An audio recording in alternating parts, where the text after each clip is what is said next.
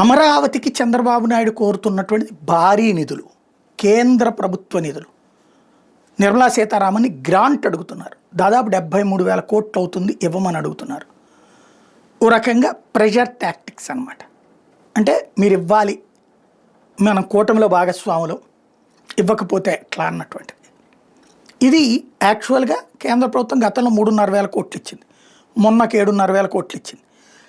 దాదాపు 50-60 వేల కోట్ల విలువైన రోడ్లు వేసిస్తుంది. Inner ring road, outer ring road ఇవన్నీ కేంద్రమే కడుతుంది.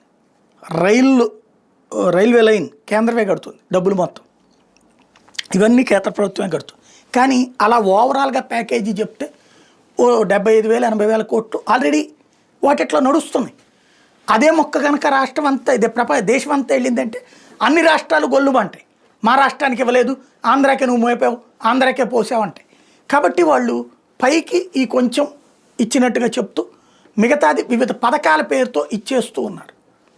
ఇప్పుడు 70,000 గ్రాంటు అన్నటువంటిది, 75,000 కోట్లు గ్రాంటు ఇస్తుందా కేంద్రం?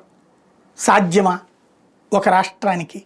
అంటే మనం అడిగితే ఎంతో కొంత వస్తుంది, కనీసం 10-15,000 కోట్లు వస్తుంది అన్నది చంద్రబాబు గారు ఆలోచన.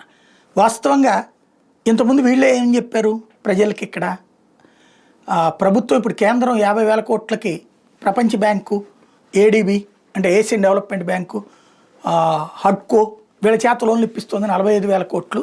ఈ లోన్లను మనం కట్టం, అవి కేంద్రమే కట్టుకుంటుంది అని చెప్పారు కదా. పురంధేశ్వర గారు కూడా చెప్పారు కదా, నేను చెప్పింది తప్ప వాళ్ళే చెప్పారు కదా. అంటే 45,000 కోట్లు గ్రాంట్ వచ్చినట్టే కదా. మళ్ళీ గ్రాంట్ ఏంటి? ఇక్కడే $1,000,000 ప్రశ్న.